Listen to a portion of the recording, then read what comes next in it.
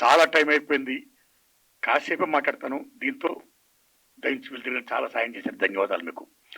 నారాయణమూర్తి గారిని మనం కాపాడుకోవాలి, నారాయణమూర్తి సినిమాని ఆదరించాలని చెప్పినందుకు ఈ సభని నిజం చెప్పాలంటే ఇవాళ నేను మీటింగ్ పెట్టింది కేవలం కాసిం గారి వల్లే. కాసిం గారు రీసెంట్గా నా సినిమా చూశారండి, బ్రహ్మాండంగా మెచ్చుకున్నాడు. ఆయన మెచ్చుకోవడమే కాదు, నారాయణమూర్తి గారు మీ సినిమా మీద మేము రౌండ్ టేబుల్ సమావేశం పెడతాము అని ఆయన అనడం, మీ సినిమాను మేము ఎంకరేజ్ చేస్తాం, ఇలాంటి సినిమాను ఆదరించాలి అని చెప్పడం. ఆ దశలో భాగంగా రౌండ్ టేబుల్ సమావేశం బదులు మీరు షో వేయండి, చాలా మంది ప్రముఖులు పిలుస్తాను, ప్రెస్ ముందు మనం చెప్పుకుందాం, ఆ రకంగా పబ్లిష్ చేద్దాం అని చెప్పడం జరిగింది. సో ఇంత చేసినటువంటి కాసిం గారికి నేను హృదయపూర్వక ధన్యవాదాలు చెప్పుకుంటున్నానండి. Thanks a lot. ప్లీజ్. తర్వాత మన సారు పద్దంకి దయాకర్ గారు, నేను గవర్నమెంట్తో మాట్లాడి ట్యాక్స్ ఇప్పిస్తాను, ట్యాక్స్ లేకుండా చేస్తాను అన్నారు. అలాగే మా శ్రేయోభిలాషి ప్రముఖ కవి అందశ్రీ గారు కూడా ఈ సినిమాకి ట్యాక్స్ ఎగ్జిబిషన్ ఇప్పించాల్సిందిగా అద్దంకి దయాకర్ గారిని కోరారండి.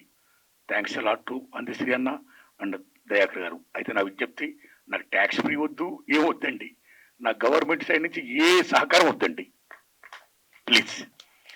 నేను కోరుకునేది ఏంటంటే దయించి మీరు ప్రమోట్ చేయండి సినిమాని, నా సినిమా గురించి చెప్పండి, సినిమా జనాలకు వెళ్ళి చెయ్యండి, జనాన్ని సోమని చెప్పండి. ఏమాత్రం సినిమా బాగుంటే జనాన్ని కనెక్ట్ అయితే సినిమా సక్సెస్ అవుద్ది. ఆ హెల్ప్ చేయండి, దట్స్ వాట్ ఐ వాంట్. అలాగే పెద్దలు కుమారస్వామి గౌడ్ గారికి, అలాగే పెద్దలు నాగేశ్వరరావు గారికి, తమ్ముడు విక్రమ్ గౌడ్ గారికి, ప్రొఫెసర్లు బ్రహ్మాండంగా మాట్లాడారండి, ధన్యవాదాలు మీకు. సినిమా గురించి బ్రహ్మాండంగా చెప్పారండి. తమ్ముళ్ళరా, విద్యార్థి నాయకులరా, తమ్ముళ్ళరా, మీ అందరికీ నా ధన్యవాదాలండి. తమ్ముడు శభాష్, బాగా మాట్లాడారు, శభాష్. సతీష్ అన్న చాలా హెల్ప్ చేశారు, వందనాలు మీకు. మీడియా మిత్రులారా, ఇంతసేపు మీరున్నారు నా కోసం, నా సినిమాను ప్రమోట్ చేయండి. ఎందుకంటే ఇందాక అందశ్రీ గారు చెప్పినట్టు ఇవాళ సినిమా తీస్తుడు, రిలీజ్ చేస్తుడు, పబ్లిష్ చేస్తుడు. పబ్లిసిటీ అనేది మోస్ట్ ఇంపార్టెంట్. పబ్లిసిటీ అనేది లేకపోతే జనం సినిమాకి థియేటర్ రారు.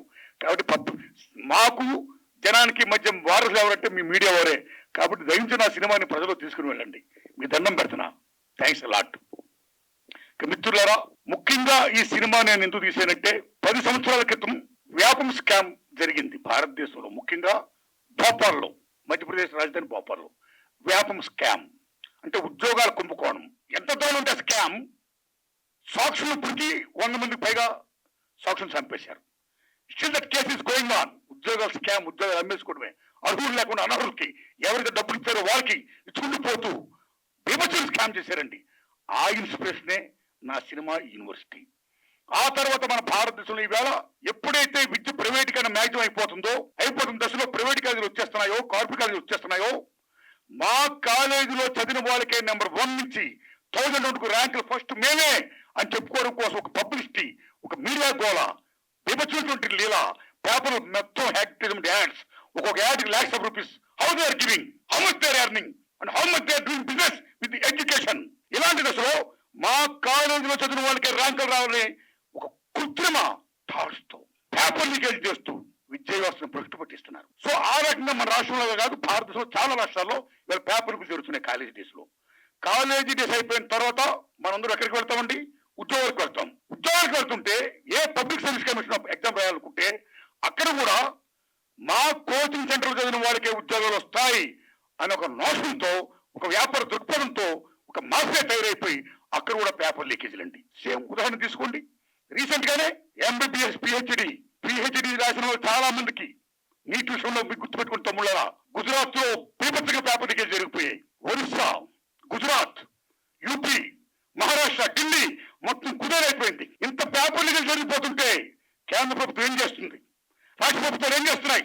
ఎందుకు ఎడ్యుకేషన్ మినిస్టర్స్, ఎందుకు సిస్టమ్, ఎందుకు కాన్స్టిట్యూషన్? కాబట్టి పేపర్ లీకేజ్ జరగకూడదు, దీన్ని మనం కాపాడుకోవాలి అనే అంశాన్ని నేను ఫీల్ అయ్యి దీని చిత్రమే ఈ యూనివర్సిటీ పేపర్ లీక్. కాబట్టి ఈ విద్యార్థులు, తల్లిదండ్రులు, ఉపాధ్యాయులు అందరూ చూడాలి. అన్నిటిని మించి ప్రభుత్వ విద్యా విధానాన్ని బలోపేతం చేయాలి అని ముఖ్యంగా చెప్పారు సినిమాలో. ఈ ప్రైవేటైజేషన్, కార్పొరేటీకరణ, ఈ మాఫియా దందాలు, ఈ ఎడ్యుకేషన్ సిస్టమ్ ఉండకూడదు. మొత్తం రూల్ చేయాలి. ప్రభుత్వ విద్యను కాపాడుకోవాలి, ప్రభుత్వ విద్యను బలోపేతం చేయాలి, విద్యని వైద్యుని జాతీయం చేయాలి అనే విషయాన్ని నేను చెప్పాను చిత్రం ద్వారా. ఈ చిత్రం ద్వారా నేను చెప్పినప్పుడు ఇందాక పాసి యాదగిరి గారు చెప్తున్నారు, సాయిబాబా గారు సరసని సాయిబాబా గారు సరసని మిమ్మల్ని కూడా పెడుతున్నాం అంటుంటైనా పెడతారంటుంటే నేను వరవరరావు గారు అంత సాయిబాబా గారు అంత గొప్పని కాను.